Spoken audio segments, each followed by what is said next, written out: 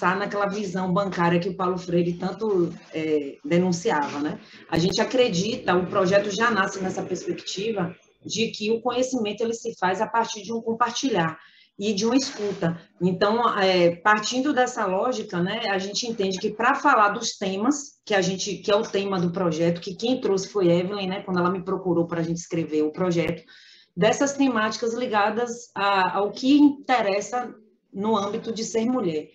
A gente não pensa que existe um universo feminino ou assuntos de mulher, não é isso.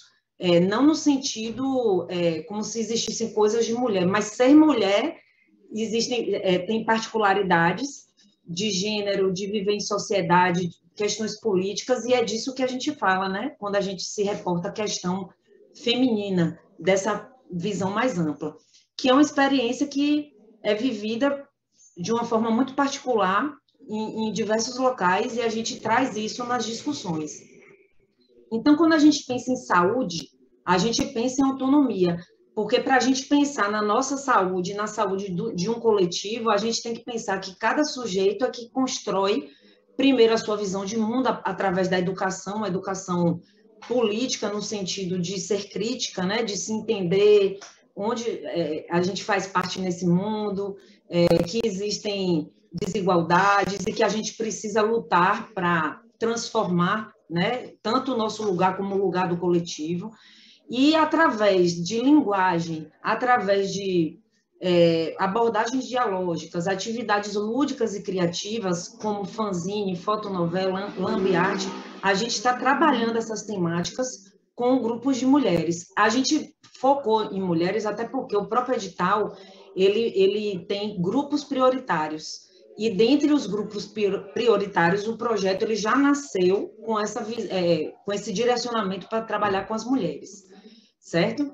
E aí, quando a gente vai, né, se inteirar, né, fazer aquela revisão de literatura, a gente percebe que há diversas pesquisas sobre saúde da mulher que conceituam aspectos anatômicos, fisiológicos, direitos humanos, questões de cidadania, mas boa parte de muitos trabalhos, sobretudo na nossa área, apresenta concepções com enfoque mais do corpo da mulher, qual o papel da maternidade, concebendo a mulher em uma visão reprodutiva, e isso é o quê? Uma visão limitada sobre a saúde da mulher, né? Sobre quem é ser mulher, porque é uma visão de pensar aspectos maternos ou enfermidade de saúde, questões mesmo, né, que levam.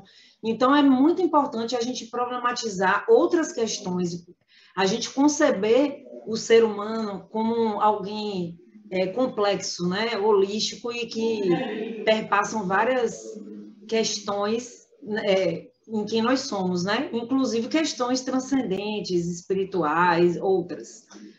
E aí, no âmbito da educação popular, é importante demais, e é por isso que o projeto também já nasceu com essa abordagem, que a gente considera a autoralidade de cada pessoa. Então, quando você respeita essa autoralidade, quem a pessoa a visão que ela traz de mundo, os conhecimentos prévios, você, primeiro, tem essa questão da escuta, do encontro, e não é naquela coisa do afã de, eu tenho algo para te passar, não. Eu quero aprender, eu preciso aprender, nós do projeto, e a gente acredita que a gente pode trocar, de trazer propostas que a gente pensou, mas de forma conjunta e compartilhada. Tanto que a gente teve um pouco de dificuldade na escrita do projeto para não impor uma série de coisas. Então, eu falei, a gente vai fazer um planejamento amplo, flexível, e a gente vai, até porque a gente tem que apresentar um projeto para a universidade, mas a gente está ciente que a gente vai construir juntas.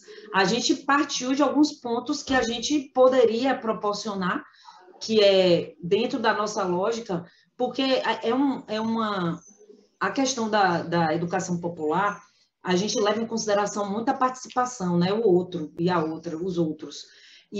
Mas, ao mesmo tempo, no âmbito burocrático institucional, você tem que apresentar um plano de trabalho. Então, a gente fez um plano de trabalho, mas com possibilidades várias, desde mudança de tema, mudança de abordagens, mas colocamos o que a gente havia planejado. E aí, a nossa ideia desde o começo era trazer o tema na nossa região, há várias questões que a gente detectou, por exemplo, nas escolas, na educação básica, problemas relacionados. Eu acho que não é só aqui, né, na Bahia. E estamos falando de Teixeira de Freitas. Gravidez na adolescência, que é um problema masculino e feminino. Questões de ISTs, né, infecções sexualmente transmissíveis, mas outras questões sociais, de violência contra a mulher, violência psicológica, todo tipo de condição e que na própria música, na questão cultural, né, a gente vê vários caminhos e possibilidades que a gente podia trabalhar, e tanto que quando eu e Evelyn ficou pensando nas primeiras oficinas, né, a gente ficou com receio de se perder de tanta possibilidade que tinha para a gente trabalhar culturalmente. E aí a gente usou, já pegando um gancho, né, na oficina, charges, tiras, memes, para usar essas linguagens dos quadrinhos e correlatos, né, para trabalhar e discutir as questões que incomodavam todas nós, né, e abrindo também para elas trazerem outros pontos. Então, a gente referenciou no projeto que espaço dialógico que tragam esses momentos de reflexão sobre a saúde e sexualidade é essencial para essa autonomia que a gente tanto busca, né, na prática. Pensar numa coisa de sensibilização, de reflexão e de autotransformação, tanto de quem está participando como convidadas, ouvintes, como da gente também, que a gente vivenciou muitas coisas, né? Então, um dos objetivos desse projeto é popularizar a ciência e a arte através da dimensão dialógica e da criatividade. Esse trabalho aqui, a gente vai fazer um relato de experiência de como foi uma oficina de fotonovela que a gente realizou em março de 2022, de forma remota, o que já foi um grande desafio, né? Porque eu tenho o costume de fazer oficinas presenciais, mas essa foi outro desafio. Não foi a primeira remota, mas com a fotonovela foi a primeira vez e ainda remota. Então, a gente usou uma metodologia chamada de metodologia espiral, que ela tem 5 etapas, que começa em um momento, primeiro, de problematizar o tema, seja ele o tema da saúde, da temática relacionada ao mundo da mulher, mas a questão do tema da fotonovela, tudo que for teórico a gente problematiza, e relacionado à questão problema que a gente traz no começo da oficina. Contexto para fazer aquele link de onde estamos e que isso tem tudo a ver com a nossa vida, desde o global ao local. Então, para fazer sentido.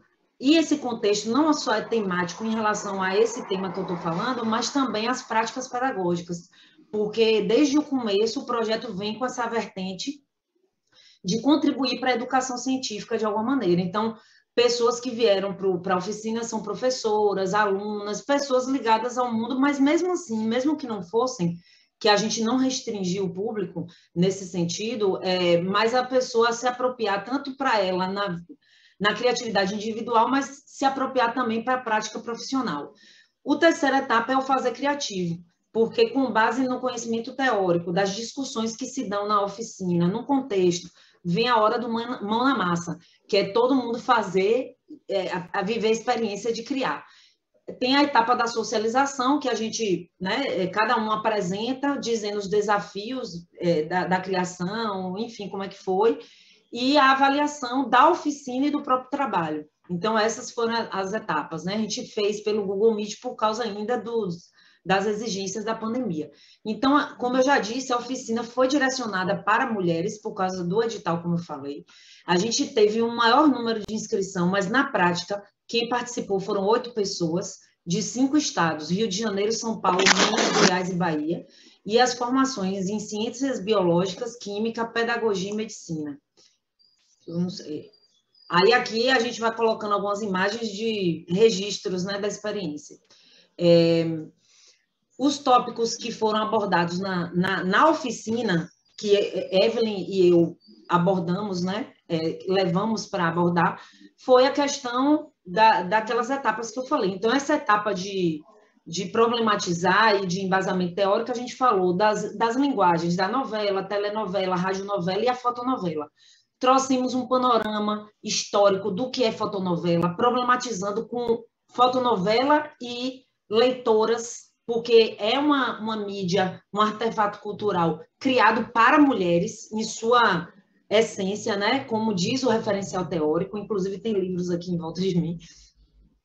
Aí a gente traz problematizações dessa criação e das autoras que discutem isso. Depois a gente chega no momento que a gente chama quem está participando para trocar ideias de algumas questões, e aí a gente coloca em tela alguns temas e abre para que elas também discutam. E além dos temas que a gente elenca, a gente traz charges, memes, como eu falei, para a gente discutir, dando aquele espaço para que cada uma fale de suas experiências, opiniões e discutir. A gente dava algumas paradinhas durante esses momentos para bater papo e para dar esse espaço mesmo, né? Eu falei para a Eva que um dos nossos maiores desafios na educação popular é não falar tanto, para a gente ter uma possibilidade de a gente ouvir as pessoas, né? Para não ficar, senão não, a gente não consegue fazer o que a gente realmente queria. E aí a gente falou também sobre os elementos que compõem a fotonovela, porque tinha essa perspectiva da gente criar, né? Gente, eu já vou dar uma corridinha aqui por causa do tempo. A gente falou dos elementos da fotonovela já pensando passo a passo. Outro ponto que a gente destacou foram as fotonovelas na perspectiva pedagógica. Então, embora não seja um artefato tão utilizado como quadrinhos, por exemplo, inclusive a fotonovela ela tem essa convergência com as histórias em quadrinhos, existem muitos trabalhos. A gente fez um trabalho que foi apresentado agora em setembro, em Buenos Aires, que a gente fez um mapeamento das fotonovelas que são utilizadas no âmbito da educação e comunicação em saúde. Então, a gente viu que tem muita coisa sendo feita. Esse trabalho ele foi mais amplo, a gente não fez um recorte no Brasil, a gente fez uma revisão, que eu não vou nem falar aqui, senão é outro trabalho, mas a gente trouxe na oficina exemplos, né, de que isso é uma prática que está acontecendo e é muito gratificante, né? A gente vê que a gente não está sozinha. E aí, como eu falei, tinha umas pausas durante essa oficina que a gente pedia para que elas comentassem com a gente através de uma ferramenta chamada Mentimeter, que a gente joga o link, a pessoa interage e a gente já vê na tela as respostas de forma como nuvem de palavras, ou como respostas individuais anônimas, ou como gráficos, e a gente usou esse recurso para nos ajudar a discutir de forma ao vivo, né, na oficina. Então, a gente fazia perguntas, né, sobre as reflexões que a gente discutiu, qual tema elas fariam fotonovela, já ir direcionando o processo criativo. A gente também destacou alguns pontos importantes, porque muitas vezes na história em quadrinhos não é tão importante, porque é uma questão de desenho, a autoralidade é importante, dar créditos, a gente sabe também, mas na fotonovela você usa imagens, então o projeto ele trouxe essa documentação, e a única condição de que quem participasse da oficina, a gente já tinha combinado que ia fazer um fanzine coletivo ao final, que a única condição de ser publicado não seria escolha de qual ia entrar ou não, todos seriam publicados desde que a gente recebesse a documentação, que é a autorização do uso de imagens. Inclusive, algumas fotonovelas tiveram imagens de menores de idade e tal, então a gente teve esse cuidado maior com imagens para que a gente só publicasse os trabalhos que a gente teve as autorizações, né, assinadas. Então, outros encaminhamentos que a gente foi fazendo, né, a gente teve o primeiro encontro, que foi síncrono, o segundo encontro foi offline, que cada um produziu, e no terceiro encontro todo mundo socializou as criações, avaliou a experiência, tanto do próprio processo criativo, reflexões de como foi criar, os desafios técnicos, emocionais, como foi criar roteiro, fazer a montagem. A gente recebeu todas as autorizações, né, de quem mandou, e aí a gente perguntou em relação à avaliação da oficina, que a gente foi usando recursos como o Google Formulário, Mentimeter, o que a gente pôde de tecnologia gratuita, a gente trouxe para a nossa oficina, né? Então, como resultado, a gente teve a construção de um fanzine, então a oficina em si, ela se deu em março. E aí, depois disso, eu e Evelyn nos reunimos para criar essa publicação, a gente usou o Canva para montar, e montamos o zine. Deu 8 histórias, com 24 páginas coloridas, a gente tem a versão digital e impressa, fizemos uma tiragem impressa de 60 exemplares do nosso bolso, ou seja, do meu bolso, estou falando nosso porque eu não jamais ia cobrar para bolsista, né? Para a gente distribuir essa tiragem gratuitamente. As histórias abordaram temáticas como contextos sociais, trabalho, família, religião, redes sociais, amamentação, racismo, infância, política, etc. Então, aqui tem uma foto, eu e Evelyn na porta da UFSB, os zines sendo montados, né? E outras ações que o projeto teve, nessa última imagem, que a gente já deu palestra sobre, aberta ao público, sobre fotonovelas, a oficina, tivemos trabalhos em alguns eventos além desse, falando, né, do projeto.